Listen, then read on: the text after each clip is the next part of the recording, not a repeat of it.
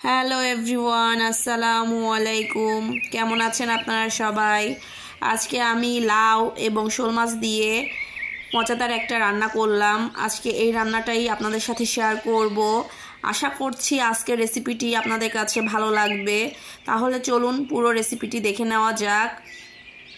এই লাউ গাছ থেকেই আমি লাউ কেটে নিব। তাহলে চলুন দেখে নেওয়া যাক লাউ গাছে কয়টা লাউ হয়েছে। এই লাউ গাছ থেকে আমরা আগেও 4টা লাউ কেটে খেয়েছি। অনেক মিষ্টি এই গাছের লাউ। দেখুন এই যে আরো একটা লাউ হয়েছে।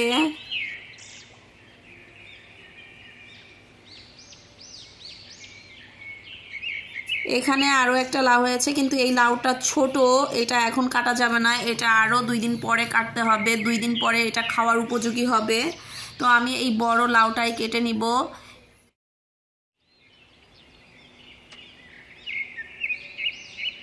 লাউ দিয়ে আজকে শোল মাছ রান্না করব।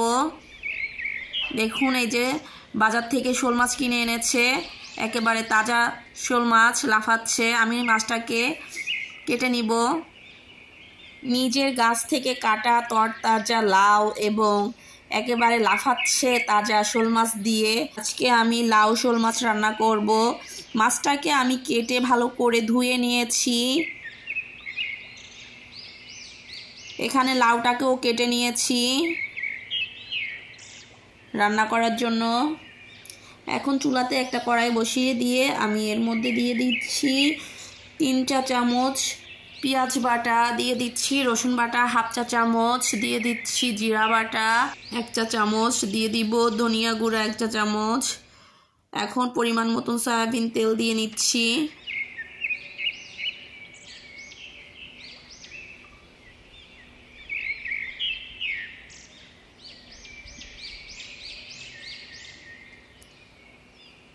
এ পর্যায়ে এর মধ্যে দিয়ে দিব হলুদের গুঁড়া 1 চা চামচ, দিয়ে নিচ্ছি মরিচের গুঁড়া 1/2 চা চামচ, দিয়ে দিব লবণ পরিমাণ মতন।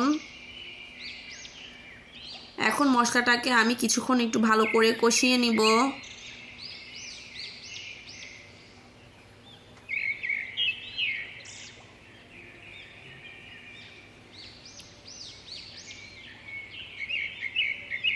মশলার উপরে তেল যখন উঠে আসবে তখন আমি এর মধ্যে দিয়ে দিচ্ছি একটা তেজপাতা, মাঝখান থেকে ছিঁড়ে আমি দিয়ে নিচ্ছি।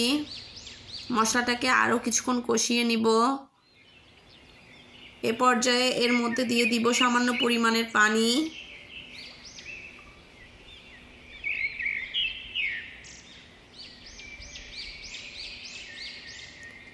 ধুয়ে পরিষ্কার করে রাখা মাছগুলো দিয়ে দিব মশলার মধ্যে।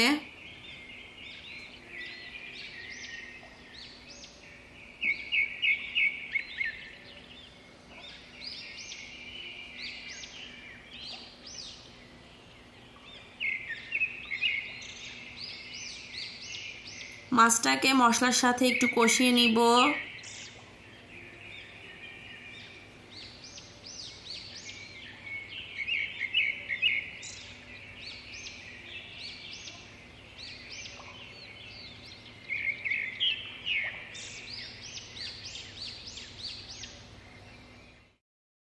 মাছটাকে ভালো করে কষিয়ে নিয়ে এখন এর মধ্যে দিয়ে দিচ্ছি পরিমাণ মতন পানি।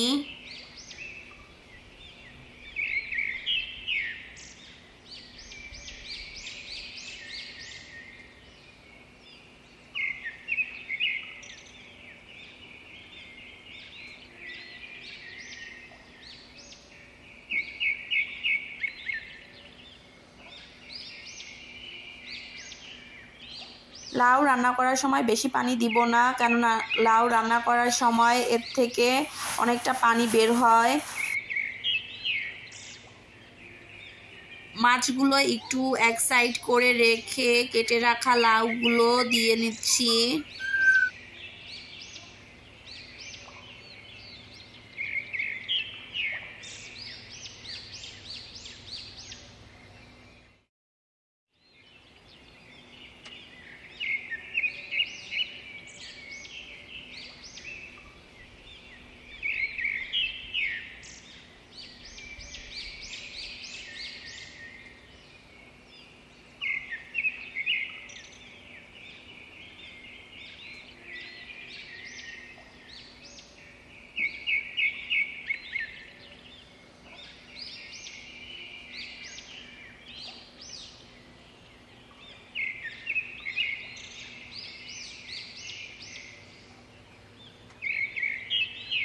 লাউটাকে একটু হালকা হাতে নেড়ে নিব।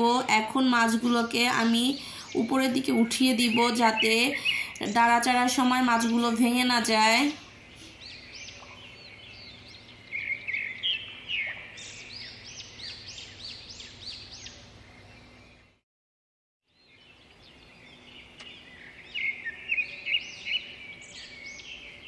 ঢাকনা দিয়ে ঢেকে কিছুক্ষণ রান্না করে নিব।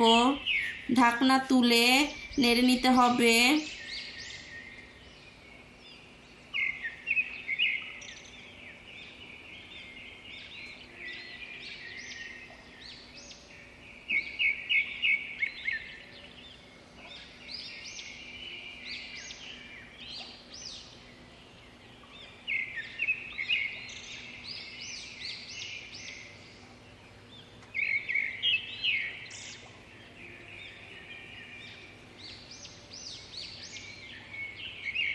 নেড়ে নিয়ে আবার ঢাকনা দিয়ে ঢেকে দিব। এভাবে বারবার ঢাকনা তুলে আমি একটু নেড়ে নিব যাতে করে নিচ থেকে লেগে না যায়। নিচ থেকে চামচ দিয়ে নেড়ে নিতে হবে। খুব সাবধানে নাড়তে হবে যাতে করে মাছ ভেঙে না যায়। ঢাকনা দিয়ে ঢেকে বারবার এরকমের ঢাকনা তুলে নাড়তে হবে আর এভাবে লাউটাকে রান্না করে নিতে হবে।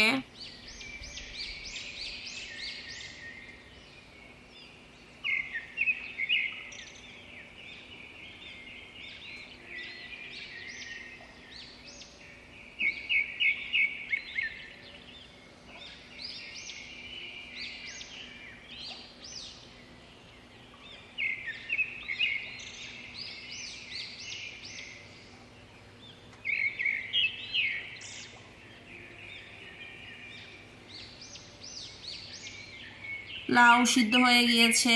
এখন আমি এতটুকুই ঝোল রেখে এটা নামিয়ে নিব। আর নামানোর আগে থেকে ভেজে রাখা জিরার গুঁড়া দিয়ে 1 মিনিটের মতো জাল করে নিব। আপনারা চাইলে এখানে ধনিয়া পাতাও ব্যবহার করতে পারেন। নামানোর কিছুক্ষণ আগে ধনিয়া পাতাটা দিয়ে 1 মিনিটের মতন জাল করে তরকারিটা নামিয়ে নিলেই হবে। দেখতে কতটা সুন্দর হয়েছে, আর যেটা দেখতে সুন্দর হয় ওটা খেতেও কিন্তু ভীষণ ভালো লাগে। আশা করছি আমার আজকের ভিডিওটি আপনাদের কাছে ভালো লেগেছে। ভালো থাকবেন আপনারা সবাই। আল্লাহ হাফেজ।